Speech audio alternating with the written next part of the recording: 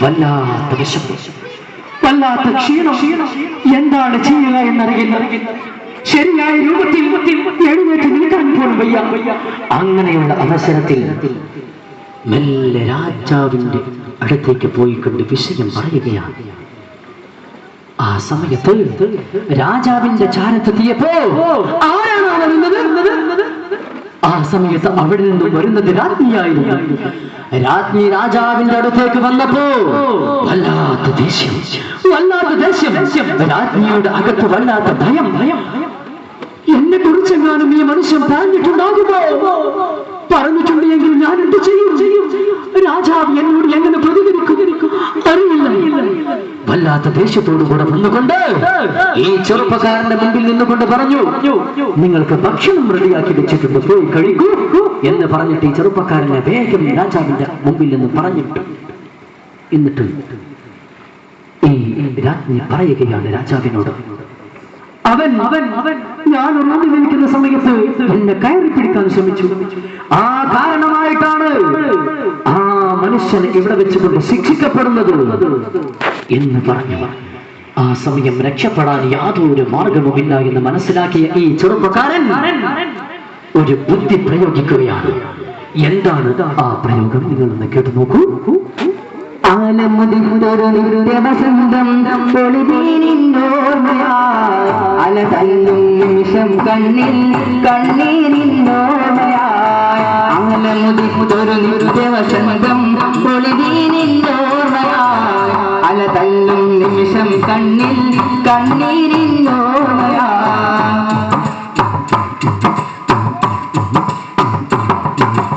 ഏത് സമയവും തേങ്ങും മനസ്സിൽ ഓർമ്മയാമൊഴിയാലേ ആകെ മുഷിഞ്ഞ് വിയർത്ത് കുടിച്ച് നിൽക്കയായി ഞാനിതാ.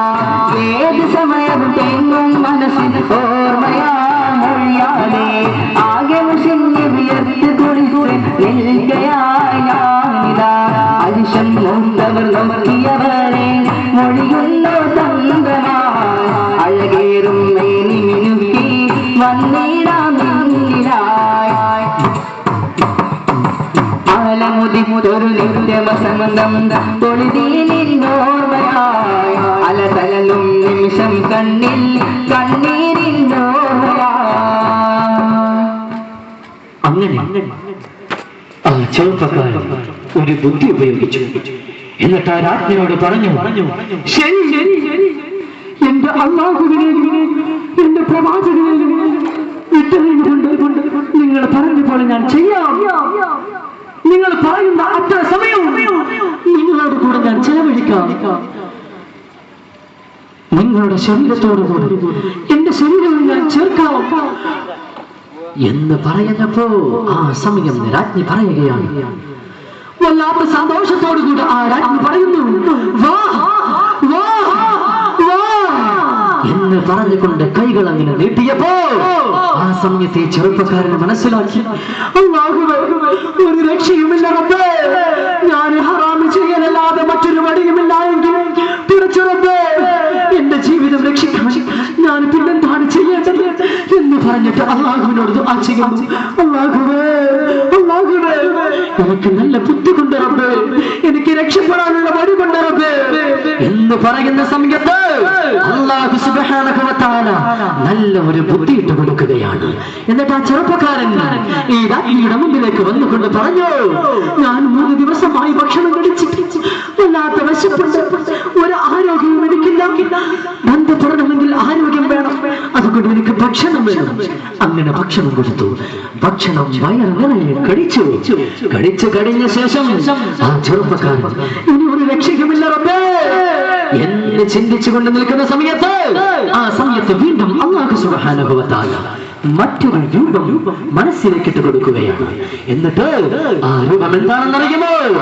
ഈ ചെറുപ്പക്കാരൻ രാജ്ഞിയുടെ അടുത്തേക്ക് എടുക്കുമ്പോ രാജ്ഞി ആ റൂമെല്ലാം ഒരുക്കി വെച്ചിരിക്കുന്നു. വല്ലാത്ത സുഗന്ധമുള്ള മുറി. അങ്ങനെ ആ റൂമിലേക്ക് അടുക്കുമ്പോ ഒരു മണവാളനും ഒരു മണവാട്ടിയും ആദ്യ രാത്രി വരുമ്പോ അന്നത്തെ രീതി പോലെ, അന്നത്തെ ചിന്ത പോലെ രാജ്ഞി ഒരുങ്ങി നിൽക്കുമ്പോ ആ ചെറുപ്പക്കാരൻ പറഞ്ഞു,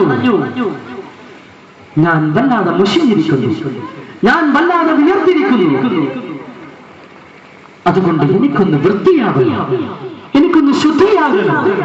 അതുകൊണ്ട് ഞാൻ ഒന്ന് ബാത്റൂമിൽ പോയിട്ട് കുളിച്ച് വൃത്തിയായി എല്ലാ ശേഷക്രിയകളും കഴിഞ്ഞിട്ട് വരാം എന്ന് പറഞ്ഞുകൊണ്ട് ബാത്റൂമിൽ കയറി. ഈ സമയത്തും വല്ലാത്ത സന്തോഷത്തോടു കൂടെ നിൽക്കുന്ന ഈ രാജ്ഞി ആ ചെറുപ്പക്കാരനെയും പ്രതീക്ഷിച്ചുകൊണ്ട് നിൽക്കുമ്പോ ആ സമയത്ത് ആ ചെറുപ്പക്കാരൻ വീണ്ടും ആ ബാത്റൂമിൽ നിന്നും ചിന്തിക്കുന്നത്, പടച്ചറപ്പ്, എനിക്ക് രക്ഷപ്പെടാനെന്താണ് വഴി, എനിക്ക് രക്ഷപ്പെടാനെന്താണ് വഴി. അങ്ങനെ ചിന്തിച്ചു നിൽക്കുമ്പോൾ വീണ്ടും അള്ളാഹു സഹായിച്ചത് എങ്ങനെയാണെന്നറിയുമോ? അല്ലാഹു സുബ്ഹാനഹു വ തആല വീണ്ടും മനസ്സിലേക്ക് ഇട്ടുകൊടുത്ത ഒരു ചിന്ത. ആ ചെറുപ്പക്കാരൻ തന്റെ ജീവിതം അല്ലാഹുവിലേക്ക് ഉണർത്തി, തന്റെ ജീവിതം പ്രവാചകൻ സല്ലല്ലാഹു അലൈഹി വസല്ലമ തങ്ങൾ പറഞ്ഞ പോലെയാക്കി തന്റെ ജീവിതം ദീനിനു വേണ്ടി മാറ്റിവെച്ചു. എന്നിട്ട് ആ ചെറുപ്പക്കാരൻ ചെയ്തത്, ഓരോ ആളുകളും ഇതിനു വേണ്ടി വല്ലാതെ കൊതിച്ചു നിൽക്കുമ്പോ ആ പാറാവുകാര് പറഞ്ഞത്, രാത്രിയെ ആ ചെറുപ്പക്കാരനേക്കാളും ഭംഗിയുള്ളവരല്ലേ ഞങ്ങളുടെ ഈ കൂട്ടത്തിൽ ഒരുപാട് ആളുകൾ, ഞങ്ങൾ വരാം രാജ്ഞി എന്ന് പറഞ്ഞുകൊണ്ട് ആ പാറാവുകാരെല്ലാവരും രാജ്ഞിയുടെ അടുത്തേക്ക് പോകുമ്പോഴും രാജ്ഞി വേണ്ട വേണ്ട വേണ്ട. ഈ നാട്ടിലുള്ള ഓരോ സ്ത്രീയും കൊതിക്കുന്നതാണ് ആ ചെറുപ്പക്കാരന്റെ ശരീരം. ആ ശരീരം തന്നെയാണ് എനിക്ക് വേണ്ടത്, ആ ശരീരം കൊണ്ട് തന്നെ എനിക്ക് സുഖമെടുക്കണമെന്ന് പറഞ്ഞിട്ട് ആ സമയത്ത് രാജ്ഞി പറഞ്ഞു, നിങ്ങളൊക്കെ പോ. എന്റെ ചാരത്തേക്ക് ആ ചെറുപ്പക്കാരൻ ഇപ്പൊ വരും. ആ ചെറുപ്പക്കാരൻ കുളിക്കാൻ വേണ്ടി പോയതാ. ഇപ്പൊ വരുമെന്ന് പറഞ്ഞുകൊണ്ട് പ്രതീക്ഷിച്ചങ്ങനെ നിൽക്കുന്ന ആ ചെറുപ്പക്കാരൻ കടന്നു വന്ന രൂപം എങ്ങനെയെന്നറിയുമോ? വല്ലാതെ അല്ലാഹുവിനോട് ചോദിച്ചപ്പോ ഇട്ട് കൊടുത്ത ബുദ്ധിയാണ് ആ ചെറുപ്പക്കാരൻ ചെയ്തത്. താൻ കാഷ്ടിച്ചു. എന്നിട്ട് ആ കാഷ്ടമെടുത്തിട്ട് തന്റെ ശരീരത്തിൽ മുഴുവനായി കൊണ്ട് പുരട്ടി. തന്റെ സ്വന്തം കാഷ്ടമെടുത്തിട്ട് തന്റെ ശരീരത്തിൽ മുഴുവനായി കൊണ്ട് പുരട്ടി. വല്ലാത്ത ദുർഗന്ധം. അങ്ങനെ ആ ചെറുപ്പക്കാരൻ വാതിലങ്ങ് തുറന്നിട്ട് രാജ്ഞിയുടെ റൂമിലേക്ക് കടന്നപ്പോ രാജ്ഞി അട്ടഹസിക്കുന്നു. എന്താണ് സംഭവിച്ചത്? ഇയാൾക്കെന്താ പ്രാധായോ? എന്താണ് ഇതുവരെ ഇല്ലാത്തൊരു രൂപം, വല്ലാത്ത ദുർഗന്ധം എന്ന് പറഞ്ഞിട്ട് അട്ടഹസിച്ചപ്പോ ആ സമയത്ത് അവിടെ ഒരുമിച്ച് കൂടിയിരുന്ന പാറാവുകാരെല്ലാവരും ഓടിയെത്തി.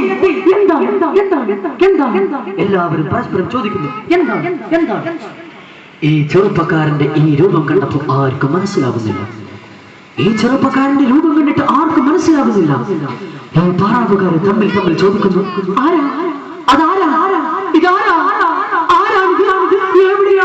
എങ്ങനെയാണ് ഇതിലേക്ക് കടന്നു വന്നത്? ആരാണിത് എന്നിങ്ങനെ പരസ്പരം ചോദിക്കുമ്പോൾ ആർക്കും മനസ്സിലാവാത്ത രൂപത്തിലായിരിക്കുന്നു. ആ സമയത്ത് രാജ്ഞി പറഞ്ഞു, ഇതുവരെ എന്നെ കൊതിപ്പിച്ചിട്ടുള്ള, ഇതുവരെ എന്നെ ആഗ്രഹിപ്പിച്ചിട്ടുള്ള ആ ചെറുപ്പക്കാരനാണ്. അതുകൊണ്ട് ഇവനെ വെറുതെ വിടാൻ പറ്റില്ല. ഒന്നുകിൽ ഇവൻ ഭ്രാന്തനാണ്, അതല്ല എങ്കിൽ ഇവൻ ഇതിൽ നിന്ന് രക്ഷപ്പെടാൻ ശ്രമിക്കുകയാണ്. അതുകൊണ്ട് ഇവനെ വിടരുതെന്ന് പറഞ്ഞപ്പോ ആ സമയത്ത് അവിടെ ഉണ്ടായിരുന്ന പാറാവുകാരെല്ലാവരും ഈ മനുഷ്യനെ തുരുതുര അടിക്കുകയാണ്.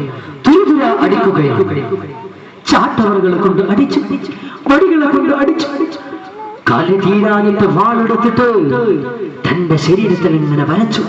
തന്റെ ശരീരത്തിൽ ഇങ്ങനെ വരക്കുമ്പോ രക്തമങ്ങനെ ഒഴുകുമ്പോ കരയുകയാണ്.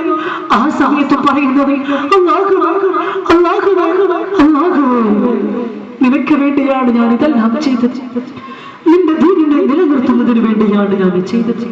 പഠിച്ചവന്റെ എന്റെ ജീവിതം പോയി, എന്റെ സമയം കളഞ്ഞു. അല്ലാഹുവേ, എന്റെ രക്തമാണ് ഈ ഒഴുകുന്നത്. പടച്ചറബേ, എന്റെ ഈ രക്തം നീ തൃപ്തിപ്പെടുന്ന രക്തമാക്കണേ എന്ന് പറഞ്ഞുകൊണ്ട് ദുആ ചെയ്യുകയാണ്. അങ്ങനെ ദുആ ചെയ്തിട്ട് ആ ചെറുപ്പക്കാരൻ അവിടെ നിന്ന് രക്ഷപ്പെടാൻ ശ്രമിക്കുന്നു. അങ്ങനെ രക്ഷപ്പെടാൻ ശ്രമിക്കുന്ന സമയത്ത് ഒരിക്കലും കടിയുന്നില്ല. എത്രയായിട്ടും കടിയുന്നില്ല എന്ന് കണ്ടപ്പോ ഈ ചെറുപ്പക്കാരൻ എന്താണെന്നറിയാതെ അവിടെ നിന്ന് മറ്റൊരു പ്രയോഗം പ്രയോഗിക്കാൻ വേണ്ടി തുനിയുകയാണ്. എന്താണത്?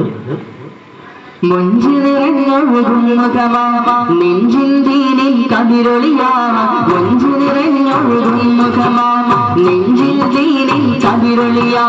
നെഞ്ചിൽ മൊഞ്ച് വിടർത്തി ഹാമിൽ നിന്നും കാത്തിരുന്നൊരു മകനാ. നീജമായി വാഴുന്നേ മേനിയിൽ തഴുകുന്നേ. നീജമായി വാഴുന്നേ മേനിയിൽ തഴുകുന്നേ. മൊഞ്ചി നിറഞ്ഞൊഴുകും മുഖമാ നെഞ്ചിൻ ദീനിൽ കതിരൊളിയാ. മൊഞ്ചി നിറഞ്ഞൊഴുകും മുഖമാ നെഞ്ചിൽ ദീനിൽ കതിരൊളിയാ. നെഞ്ചിൽ മൊഞ്ച് വിടർത്തി ഹറാമിൽ നിന്നും കാത്തിരുന്നൊരു മകനാ. നീജമായി വാഴുന്നേ മേനിയിൽ തഴുകുന്നേ. നീജമായി വാഴുന്നേ മേനിയിൽ തഴുകുന്നേ. അങ്ങനെ ആ ചെറുപ്പക്കാരൻ അവിടെ നിന്നും രക്ഷപ്പെടുന്നതിന് വേണ്ടി താറാവുകാരുടെ മുമ്പിൽ ഒരു കോമാളിത്തരം കാട്ടിക്കൂട്ടുകയാണ്. ഈ ചെറുപ്പക്കാരൻ തനിക്ക് ബുദ്ധിയില്ലാത്ത രൂപത്തിൽ താനൊരു ഭ്രാന്തനാണെന്ന് പറയുന്ന പോലെ ആ ചെറുപ്പക്കാരൻ താൻ ഉടുത്തിരുന്ന മുണ്ടെല്ലാം അയച്ചുകൊണ്ട് നഗ്നനായിക്കൊണ്ട് അങ്ങോട്ടും ഇങ്ങോട്ടും ഓടുന്നു. ആ ചെറുപ്പക്കാരന്റെ ശരീരത്തിലാണെങ്കിൽ ചെറുപ്പക്കാരൻ തന്നെ വാരി തേച്ചിട്ടുള്ള ആ കാഷ്ടമുണ്ട്. ഇതെല്ലാം കണ്ടു